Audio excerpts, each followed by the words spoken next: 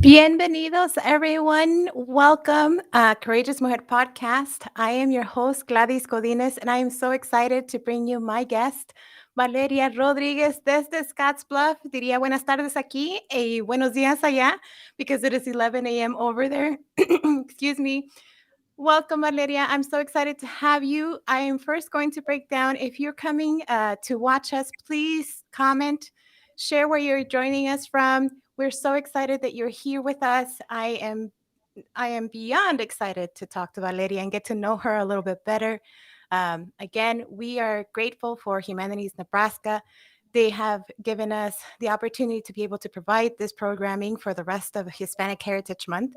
And then we're also excited to thank Dr. Katie Whites for assisting us and joining us in celebrating Hispanic Heritage Month. And again, please don't forget to write in the comments where you're joining us from. Okay, yeah. One of the things that I do want to ask you is to please, please, please fill out the survey that we're going to put in the comments. That survey helps us to be able to say that this programming is something that is definitely worthwhile. In addition to, if you fill out the survey, make sure to write in your information, because you may have the opportunity to win a shirt. I'm very excited to be able to provide those shirts and have individuals throughout the state have them. So please don't forget to fill out that survey so that Humanities Nebraska gets to know a little bit about our programming and how much it is helping throughout the state. Okay, Valeria, bienvenida. I am so excited you're here. Valeria Rodriguez, she has co-founded Empowering Families. She has worked for Define America, a national organization. She graduated from UNL, is the west side of Nebraska. Welcome, Valeria. How are you? Thank you. Thank you. I'm doing great. Thank you for having me. I'm super excited and happy to be here with you and having these amazing conversations. Yes, and much needed conversations. And then before we start, let's go ahead and dig into a quick question, because I love to start with quick questions. I want to ask you, what was one of your first jobs? Can you share a little bit about that? Yeah, absolutely. One of my first jobs was working the fields. So I started working, there were flower fields actually, when I was 12 years old. And so we would go into these beautiful, beautiful flower fields and just hoe out all the weeds from those fields. And the farmer would sell the seeds. And so we had to ensure that there was no weeds. And so that was my first job when I was 12 years old. Where was this at? Was it in ahí, close to This was Scottsbluff, here. This or? is in Morrill, Nebraska, which is about say about 12 miles west of Scottsbluff. Oh my goodness. I remember, I don't know how old I was, but I remember one of my first jobs was going out there to the fields. And honestly, I don't know what I was harvesting, because they told me this is what the weed looks like. And I was like, it doesn't look different than the weed. So I was cutting up everything on mi línea. And then somebody yelled at us and we were like, ¿Quién está cortando esta línea? And I was just like, oh my goodness. I was there with my two older brothers. And I was like, I didn't do that. I didn't do that. And we got in so much trouble. I lasted for 2 days. So Oh, let's just say harvesting and field work no era para mí, at least not then. Now I'm trying gardening. Do you have a garden at home? not yet. Not yet. Not yet. Not yet. Next year I will.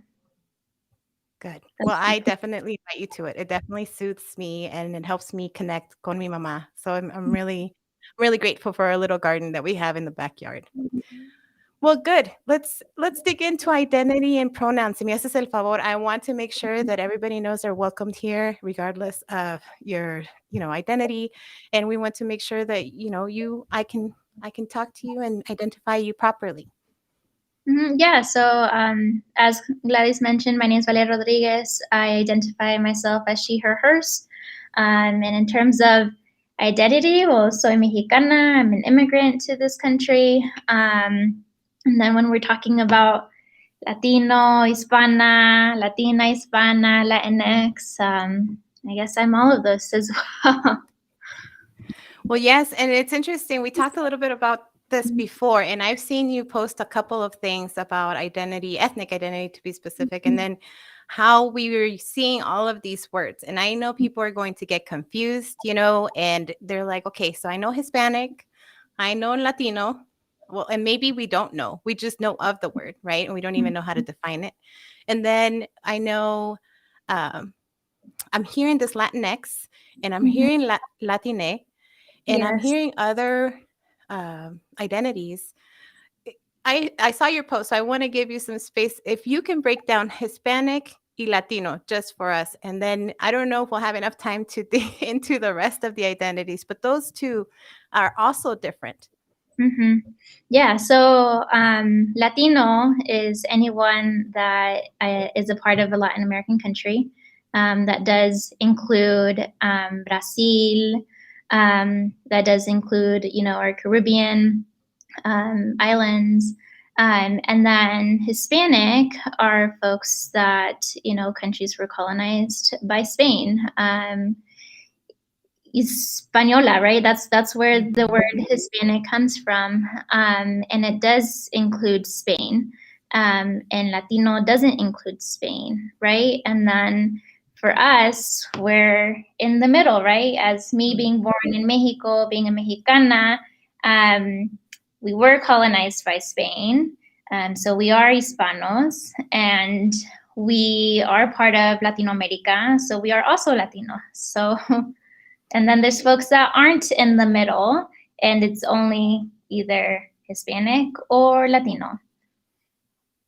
Right. And those terms, even though they're trying to be inclusive, can also be exclusive, right? So if we use Mhm. them incorrectly, they can definitely damage a conversation if we don't talk about it a little bit more. And Mhm. just to be able to make sure we touch our LGBTQ plus community, Latinx y Latine, Mhm. do you want to break that down a little bit?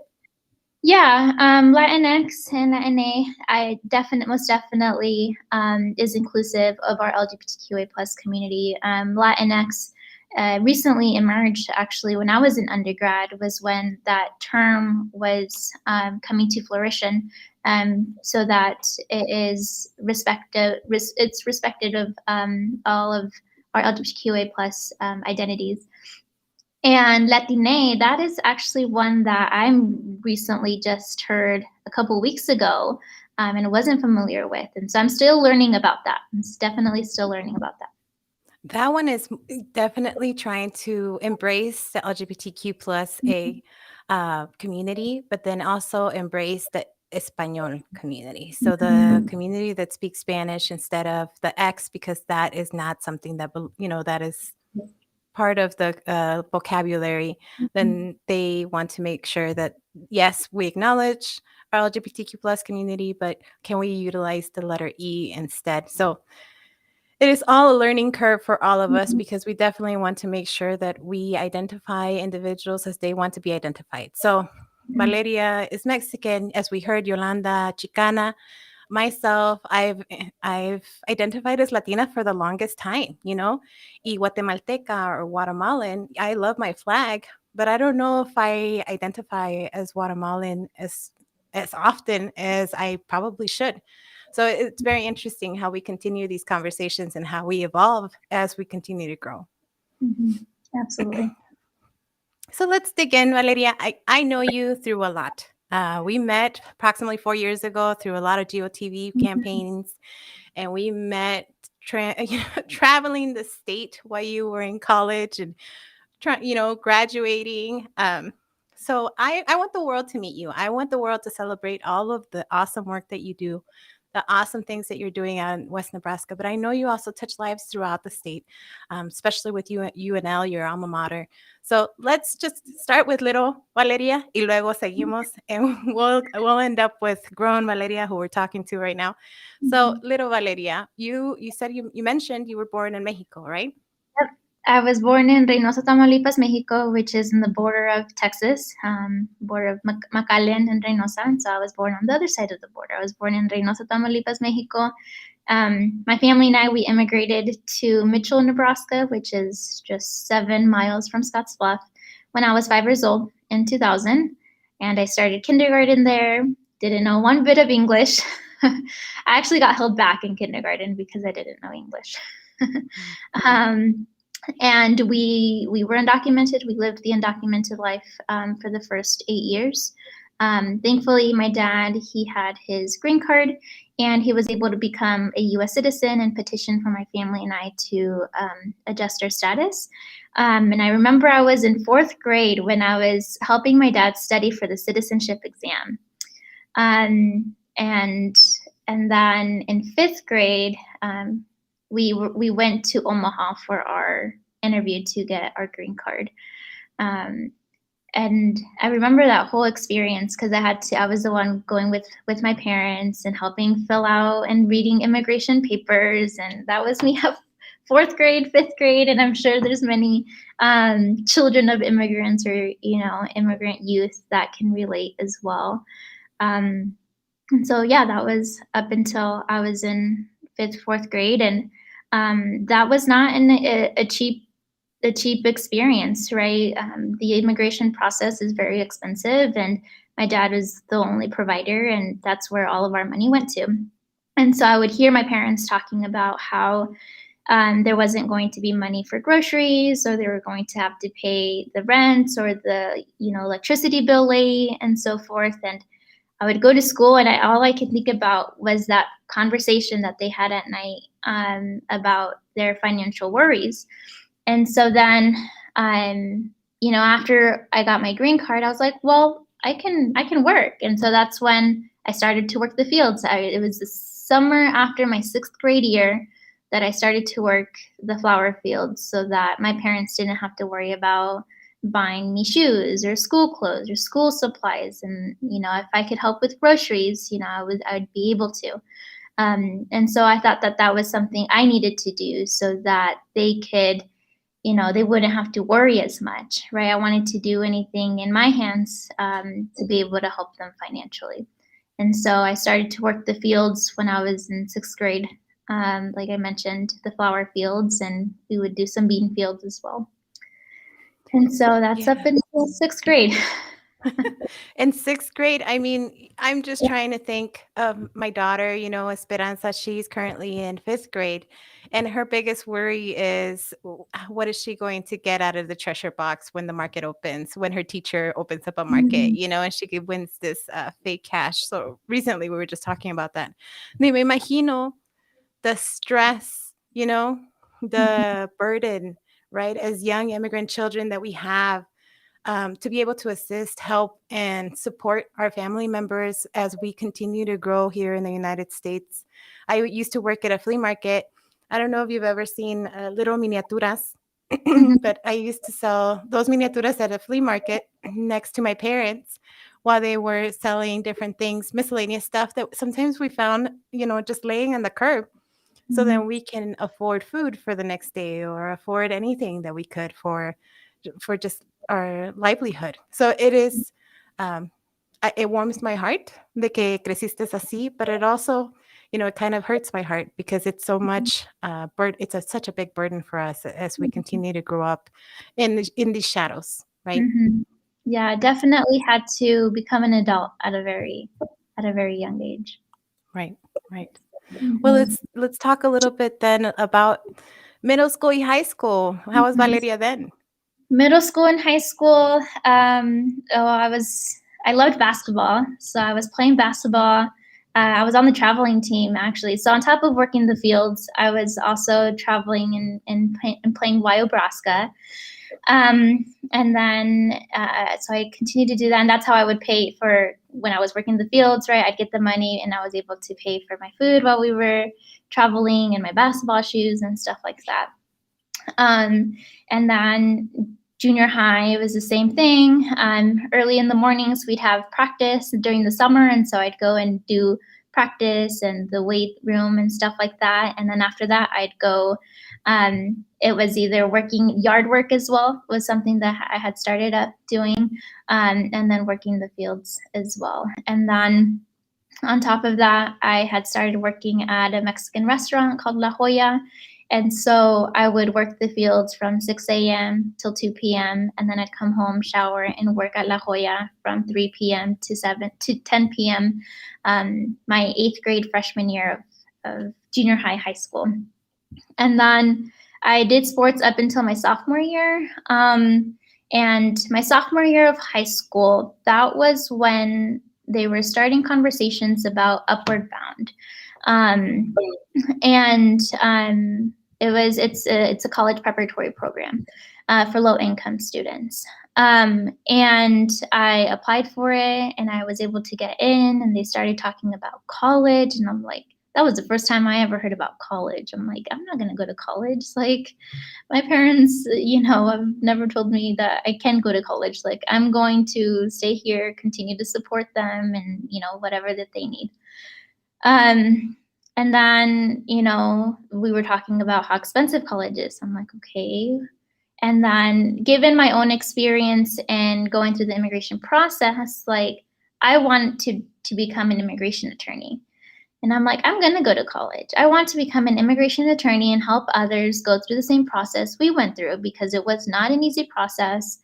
So I wanted to help others go through that process. But then I was like, I don't have a car. How am I going to get to college? And so then I stopped doing sports to work after school so that uh, I can start saving up for college and for a car so I can go to college. But then I started looking into scholarships, and I was not a US citizen. I only had my green card. And even then, there was tons and tons of scholarships that I wasn't eligible for because I didn't have that citizenship. And so then I remember when we were at our USCIS, United States Citizenship Immigration Services interview for our green card, I remember the immigration official saying, you are automatically a US citizen because you are a minor and your dad became a US citizen. You just have to apply and fill out the N600. And he wrote it down in a sticky note and gave it to us. And I looked at it, I'm like, okay, N600. And that stuck to me. And so my junior year of high school came around when I was starting to put my list of scholarships together. That way, once fall semester of senior year came, I was going to apply for the list of scholarships I was eligible for. And so then I remembered that N600. So I did my research on how to fill out the N600. And so I went to a lady that helped us fill out our immigration papers, and she helped me fill out my N600, and I became a US citizen my junior year of high school. But I had to work two jobs. I didn't have the support from my family to pay for financially to pay for the application and then the trip to go to Omaha, stay 2 nights there for the for my oath of allegiance. And so I got a second job at another restaurant and was able to save up. The other thing was that, I would talk a lot about this experience to my Spanish teacher. And she knew how anxious I was about this process, and I also didn't have my parents' support in terms of college, so I was on my own to figure out how I was going to pay for college. And I would just break down crying with her, and there was 3 other students there because we were in the higher level of the Spanish class. And she ended up going around and asking for funds to the other teachers to help me go to Omaha for my ceremony. And before I went to Omaha, our arts teacher made me a American flag cake, and my Spanish teacher gave me, it was close to $200. And with that, we were able to pay for gas and so forth so that I could go to my ceremony, my junior year of high school.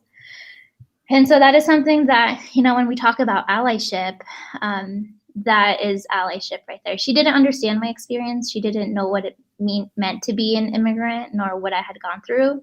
But I mean, she's always going to be a part of my story because she helped me in that way. I think it's so beautiful, Valeria. I mean, I just got a baby snippet of your life, and not only have I learned that you're a hard worker, right? Porque has trabajado tan duro, but your courage not only to take that on in middle school and a little bit of elementary, but courage to take it on in junior high and high school, and then continue without that support that sometimes we take for granted, right? Individuals that are that have that support. Sometimes we don't get it from our own family. So Mhm. I just think that's beautiful that you found that outside support, because without them, sometimes it's impossible already, right? You're high school, you're in Scottsbluff, you have to travel más de 5 horas, 5 hours, right? If not more, all the way to Omaha to become a naturalized citizen. Um, and just all of this lies so heavy on a teenager. Mhm. And you have overcome courageously, like just continuously pushing through. And I can't, I'm very grateful for your courage and continuously being able to see that you have to, sometimes we have to ask for help from those that may not even know our own path or may not understand, but there's always somebody there that's willing to listen. And I'm Mhm. grateful for that teacher. Mhm. Porque what's her name? Let's call her out. Let's give her flowers now. Miss Starkey. It's her name, Miss Starkey. Well, Yeah. thank you, Mrs. Starkey, for doing Mhm. that. For Valeria, she's grown. I mean, we still have plenty to see what Valeria is going to do here and nationwide. So I'm super excited.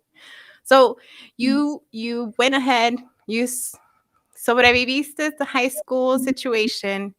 You graduated.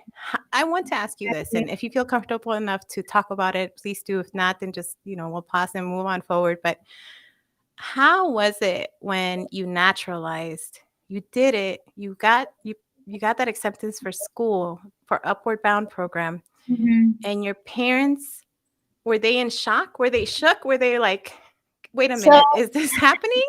Or porque I know my dad, I love my dad, pero I know I felt some frustration on his end, porque mhm. era la primera niña, and I'm trying to overcome. I don't, my brothers can do X, Y, and Z, but I can also do, everything and more. Mhm. So how was that? If you feel comfortable sharing. Yeah, yeah. So I got my citizenship. I started applying for scholarships, and senior year, I'd go with my mom to the post office, and I kept getting all of these acceptance letters of scholarships and so forth. I'm like, "Ama, voy a ir a colegio, voy a ir a UNL," and she would just look at me with this like, she's really gonna go. Like, there's nothing that I'm gonna do to stop her. Like, she's gonna go because they had threatened. My parents had threatened me to take my car away because I'd bought in a car. I convinced my dad to co-sign for me, but I had to pay for it, right? Pay for my car payment and my insurance.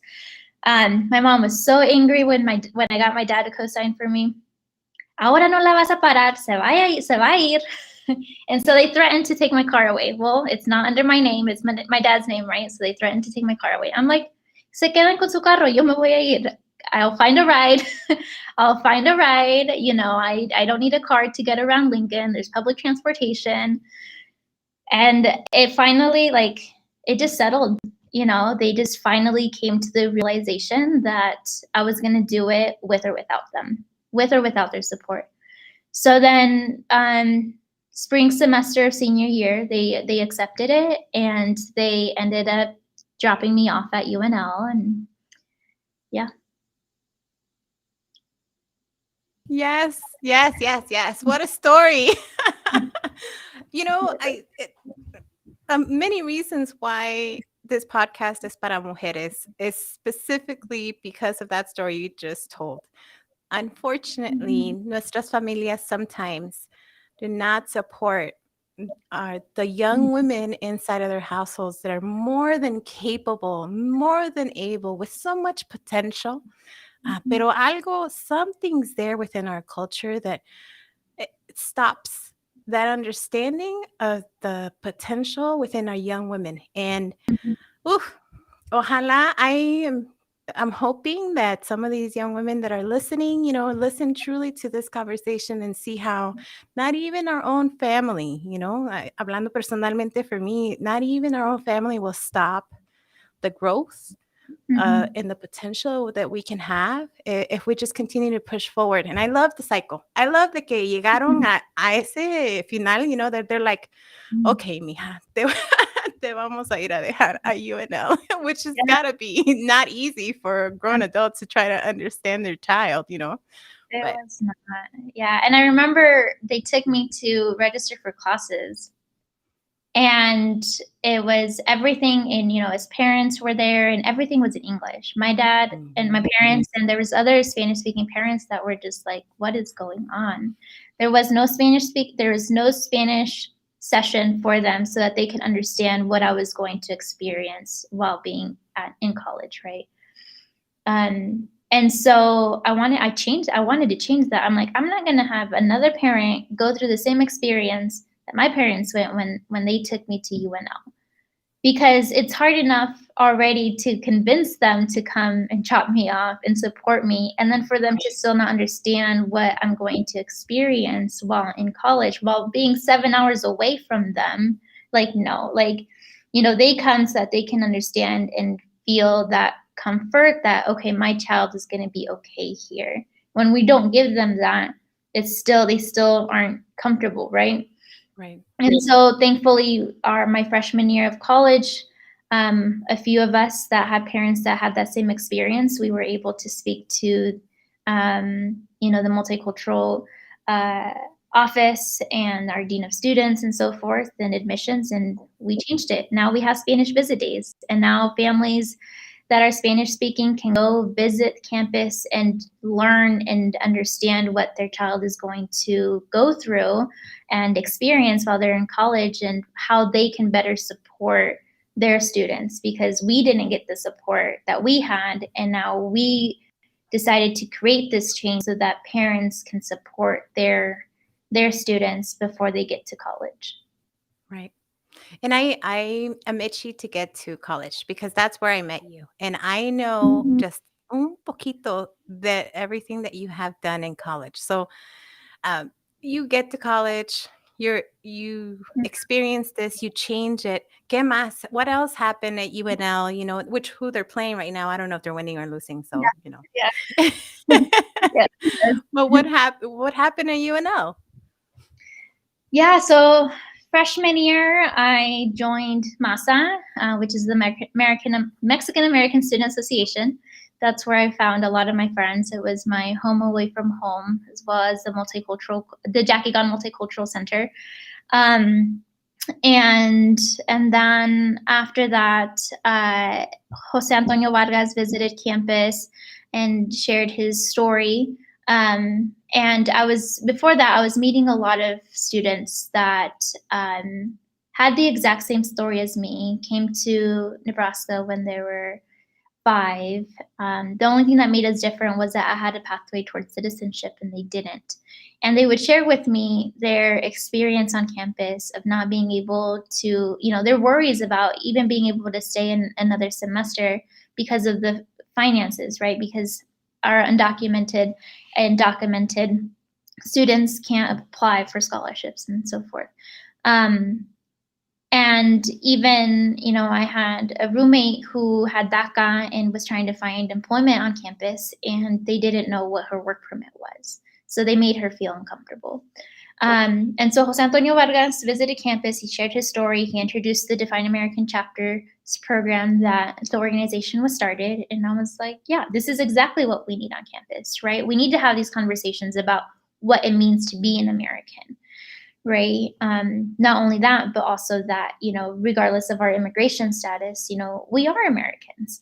But really redefine what does that mean, right? And so I co-founded the Define American chapter at UNL, so we can bring a voice to our immigrant students and shift the narrative that immigration is not just a Latinx issue. It's not just a Latinx issue. We have over 600,000 Black immigrants in our country. And so we wanted to change the narrative. And we did that through storytelling. We had students sharing their immigration stories. And we weren't getting the support from the institution to undo policies that would open up scholarships for our undocumented, documented students. So we started our own. We started at that time the Hope for the Future Scholarship, and it was supported by the Chancellor of Student Support, which is Dr. Franco, who he may rest in peace.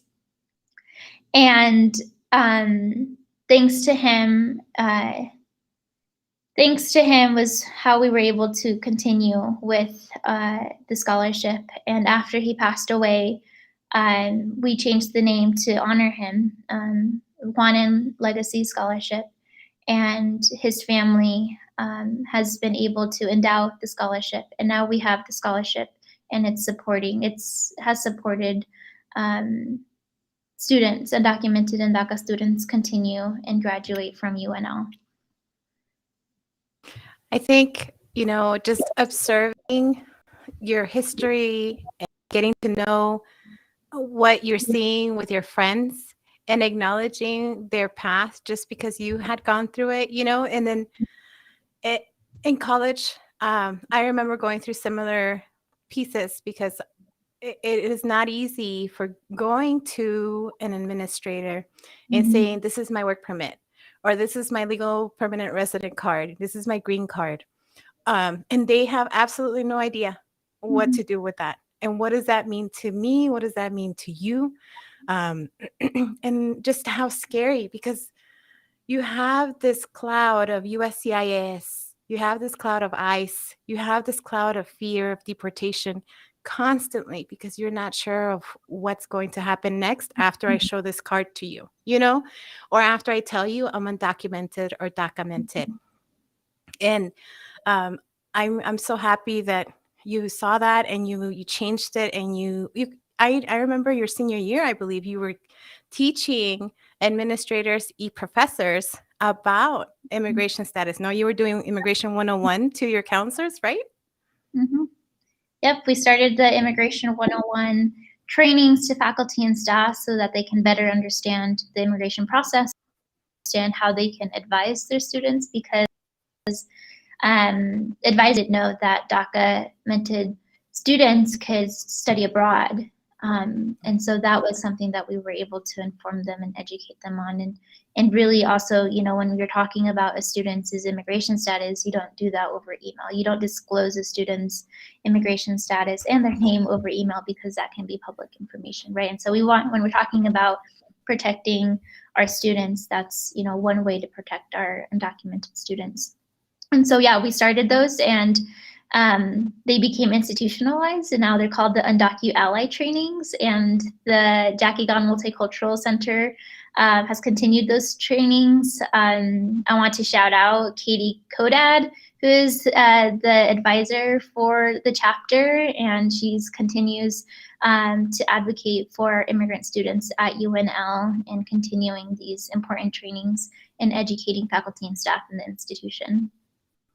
Yes. Flowers a quien quiera. Just make sure you call them out. We want to make sure we acknowledge everybody that has supported you through your path. I mean, la lista is long, right? The list is long. You probably have a lot of supporters, but definitely take some time to give flowers to those that deserve it while they're here. Sometimes we just don't do it enough. And if I may touch just real quick to one piece that you said. And this is something that I want to talk about in the future in regards to allyship and how to know somebody's status and respecting their status. I have been in a lot of rooms where somebody else's status becomes the topic of the conversation of that person without the permission of that person allowing or saying, yes, you can tell X person my status. So let's say, for example, we're in a room, we're trying to assist somebody in a resource room, and we know that Valeria is undocumented and she may not qualify for X resources.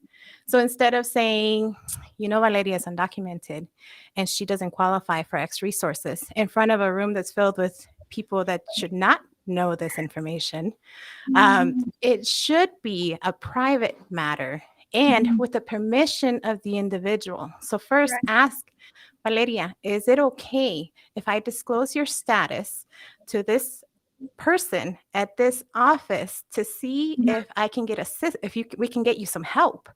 And then tell that one person the status and nobody else, because it Mhm. is nobody else's business.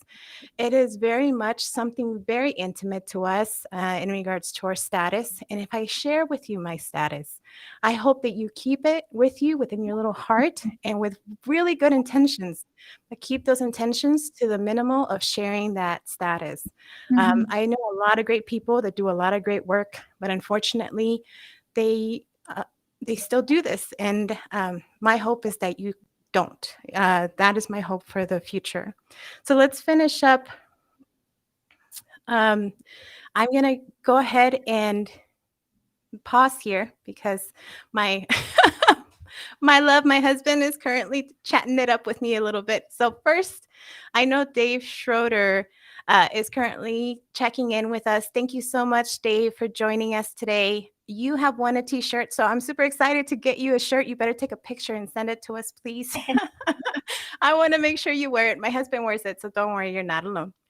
And Mhm. then, Maria, you have or Carmen, Maria del Carmen Montes, I see you in the chat. So we are very happy you're here with us today. Thank you. How amazing you are, Valeria. Education on immigration issues is so important. So shout out to Carmen. Thank you for joining us today. And Valeria is kicking butt on the west side, but throughout the whole state. So we're super happy she's joining us today. All right. So let's get back to it. We haven't graduated yet because I know you've still done like a million other things. You were working as a community organizer for a little while. Do you want to, Mhm. whatever you want to talk about during that time, let's go ahead and Yeah. do it and talk about it.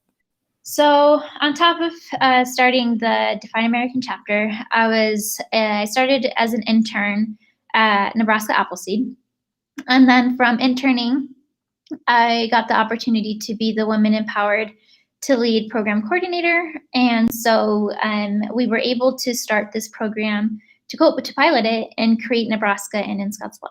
And so we were able to train and empower immigrant women and train them about what immigration process looks like, what does civic participation, financial literacy, and it was really just an opportunity to educate our immigrant women, and also really just build their leadership development.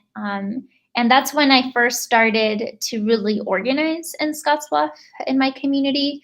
And through this program, I was able to continue to hear about the issues that our community was facing. And so after the Women Empowered to Lead program, I transitioned into a field organizer. And so that was where I was doing get out the vote efforts and leadership development in about 8 rural communities across the state, Scottsbluff being one of them. And that was when it was 2017, when I brought together a group of Latinx community members of Scottsbluff and Native American, and we talked about the issues our community was facing, and discussed that it's time for a nonprofit to really dive into these issues and be a voice for our underrepresented community in Scottsbluff County. So that was where Empowering Families came to be. And so I co-founded Empowering Families in 2018, right before graduating UNL. And so that was the last thing that I did while being an undergrad was that I founded Empowering Families while being in Lincoln. And we had folks on the ground over here while I was in Lincoln trying to get it all done. And it was thanks to you and Mindy. I want to shout out Mindy as well for helping me with that paperwork, because again, when we want to do something as starting a nonprofit, it's like, okay, well, what are the steps? And how do you do this? Who can help me? Who can guide me through this process? And it was women like yourself and Mindy that were able to do that and make Empowering Families happen. mute button. I'm pushing back and forth. Sorry about that. It is so. I always keep saying interesting. I got to find a different word, but it is so interesting that we were going through that journey together because I was starting a nonprofit here and you were starting a nonprofit there. But I'm just thinking you were in college while you were trying to start a nonprofit. You were trying to graduate. I remember that as well. And I am so proud of you for not only starting a whole nonprofit, but you graduated. So what did you graduate with? What you said you wanted to be an immigration attorney. What's transitioning through that with your education? So I wanted to become an immigration attorney, but then we held the first Define American Chapter Summit at UNL. And Jose Antonio Vargas, the founder of Define American, and Ryan Eller, which was the executive director at the time, they offered me a position with Define American. And at the time, I had accepted a position with Nebraska Appleseed to continue working as a field organizer.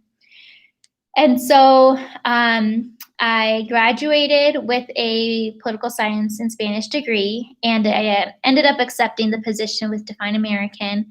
I wanted to see what that experience of working for a national nonprofit was like, and I was with them for nearly 3 years. And so obviously I didn't go to law school to become an immigration attorney.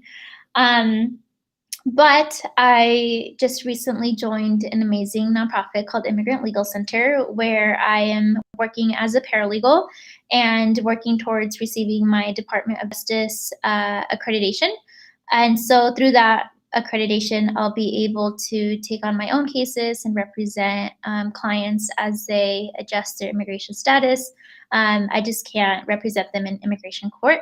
But at least I'm doing something similar to what an immigration attorney would be doing. So little Valeria got her dream, right? You're going to do immigration work. You're going to help other immigrants like ourselves.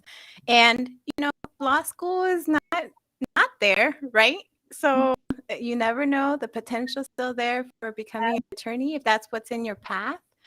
But I'm super happy that you have now this new organization that you can help immigrants locally. How was that? I want to ask you this. How was it? Because you were so focused on Nebraska issues, right? UNL and Scottsbluff. And then you went to a nationwide organization. So you were traveling throughout the nation, helping other universities to set up their chapters for Define American, which is a nationwide nonprofit organization.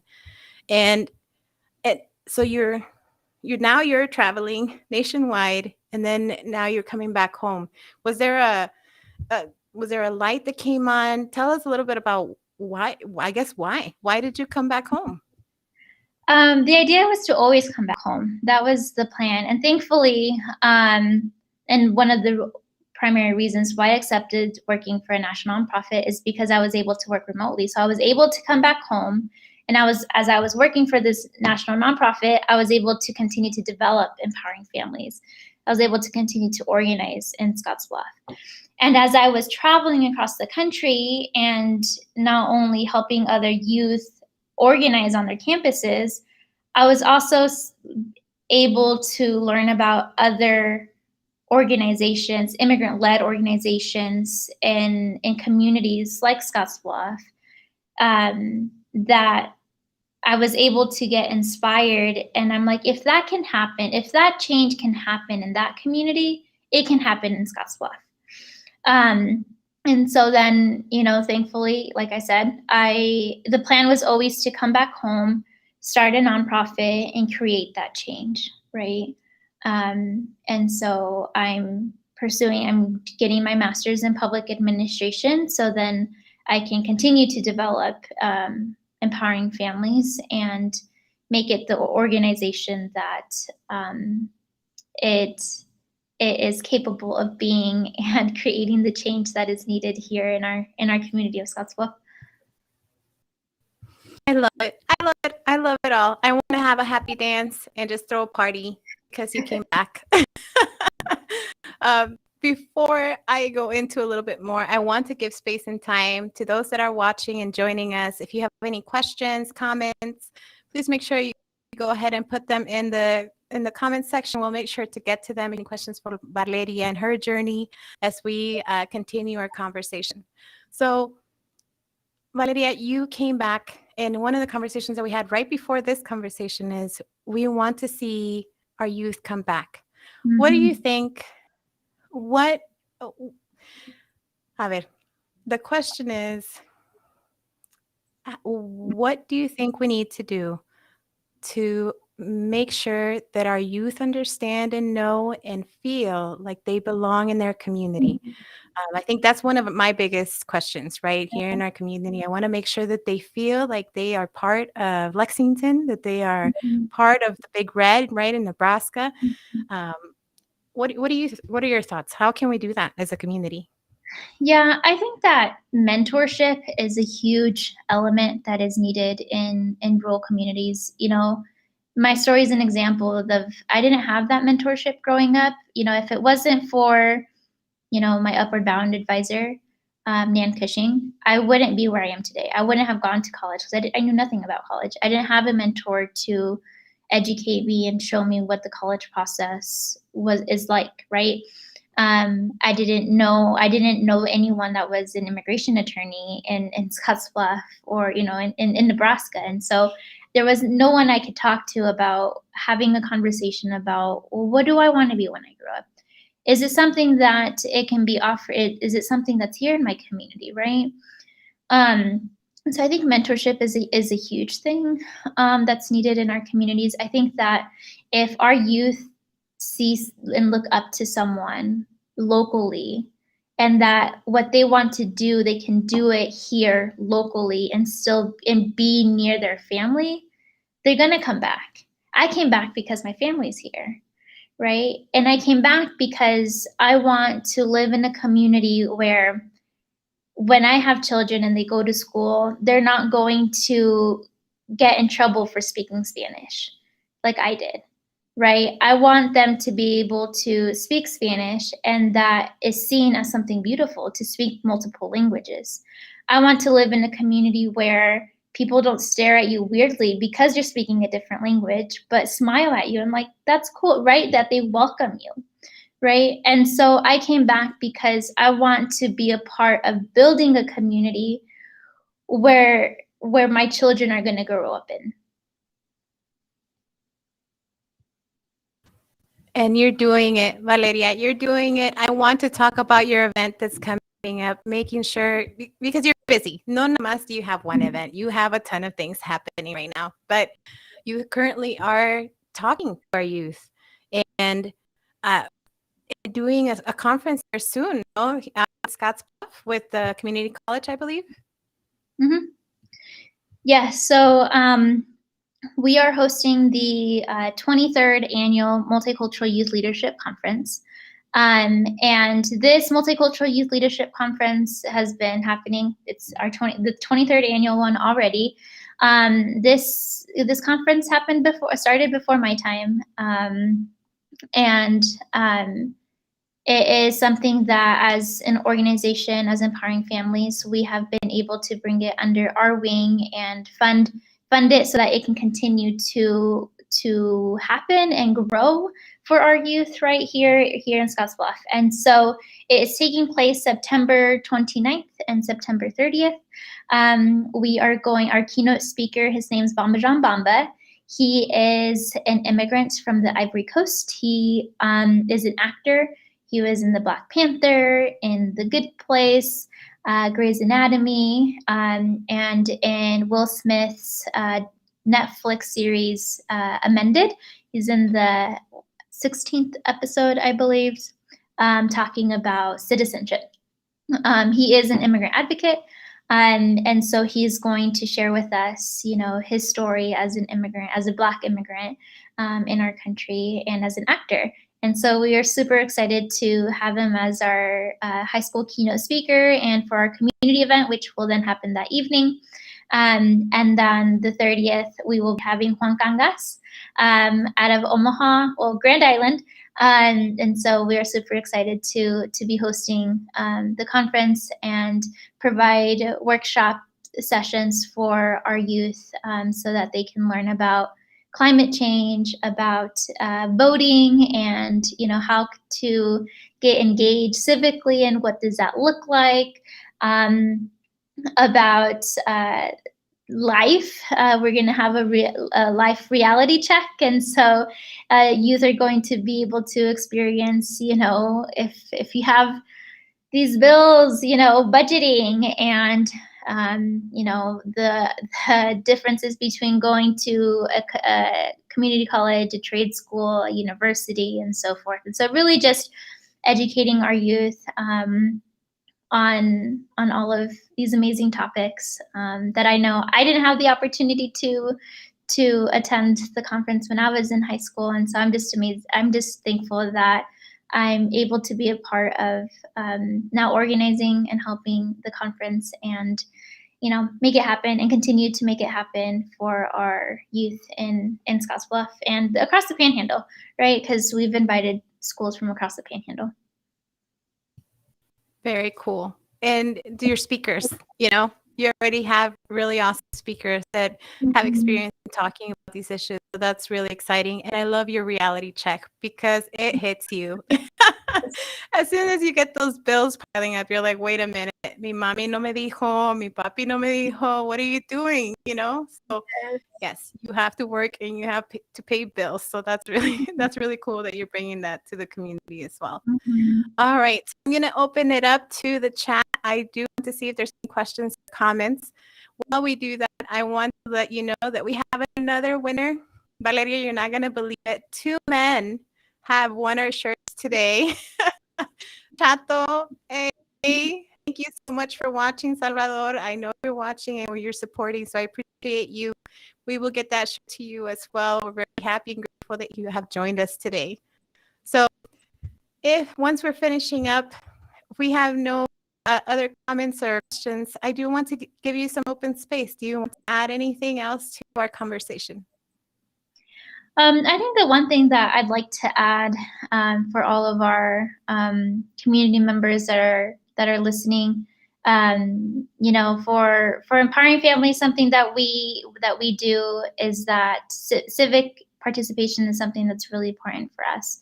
And I just want to stress that, there's a midterm election that is happening next year. Just because it's a midterm election doesn't mean that we sit at home and not turn out to vote. Like, we need to turn out to vote, because our local elections are just as important as those national elections. And so I think that is something that I would love to share with all of you that are listening and that will listen, and to really encourage your friends, your community members, your families to register to vote and to turn out to vote.